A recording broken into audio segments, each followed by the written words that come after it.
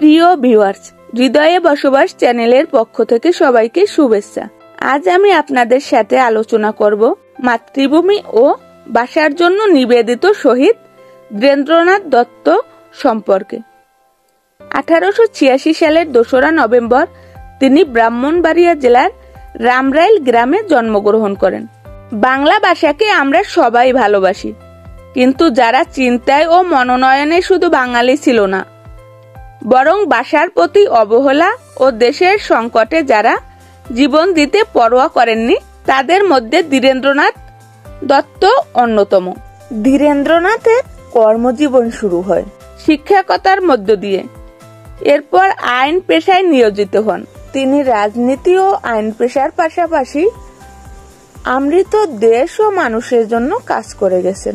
1947 সালের আগস্ট মাসে দেশ ভাগের পর নতুন রাষ্ট্র পাকিস্তানের প্রথম ভাষা সৈনিক তিনি। 1948 সালের 25 ফেব্রুয়ারি পাকিস্তান গণপরিষদে উর্দু ও ইংরেজির সঙ্গে বাংলাকে রাষ্ট্রভাষার দাবি জানিয়ে জোরালো বক্তব্য দেন তিনি। এটা ছিল বড় সাহসের কাজ। অধিবেশনের শুরুতে পূর্ব বাংলা কংগ্রেসের সদস্য ধীরেন্দ্রনাথ দত্ত বলেছিলেন, বাংলা একটি প্রাদেশিক ভাষা হলেও সমগ্র পাকিস্তানে মোট 6,90,00,000 মানুষের মধ্যে 4,40,00,000 মানুষ বাংলা ভাষায় কথা বলেন, অর্থাৎ সংখ্যাগরিষ্ঠ জনগোষ্ঠী বাঙালি।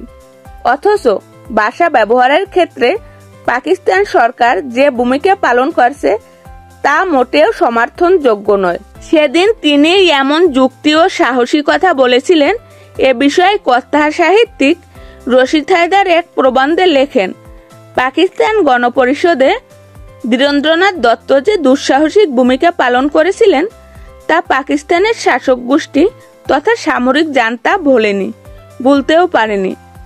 তার অকুতোভয় ভূমিকাই যে পাকিস্তানকে দ্বিখণ্ডিত করার বীজ বপন করেছিল তা সবার কাছে স্পষ্ট। ধীরেন্দ্রনাথ দত্ত ভাষা আন্দোলন, 69-এর গণঅভ্যুত্থান, 1971 সালের স্বাধীনতা সংগ্রামেও অন্যতম অগ্রপথিক। ঢাকা বিশ্ববিদ্যালয়ে 1971 সালের 2রা মার্চ ছাত্ররা স্বাধীন বাংলাদেশের জন্য পতাকা উত্তোলন করেছিলেন। তখন তিনি নিজ হাতে কুমিল্লার বাড়িতেও পতাকা তুলেছিলেন। 1971 সালের 29 মার্চ পাক হানাদার বাহিনী 85 বছর বয়সী ধীরেন্দ্রনাথকে কুমিল্লা ক্যান্টনমেন্টে তুলে নিয়ে যায়। সেখানে কি অমানবিক অত্যাচারের শিকার হয়েছিলেন সেই বিবরণ দিয়েছেন কুমিল্লা ক্যান্টনমেন্টের নাপিত রমণী মোহন শীল। তার ভাষ্যমতে, যে অমানবিক নির্যাতন হয়েছে তা দেখে কোনো বিবেকবান মানুষের চোখের পানি ধরে রাখতে পারবেন না। এমন নির্মমতার মুখোমুখি হয়েছিলেন ধীরেন্দ্রনাথ। বন্ধুরা, এই ভাষা ও দেশের জন্য যারা প্রাণ দিয়েছে তাদের শ্রদ্ধার সাথে স্মরণ করি। আজ এ পর্যন্তই।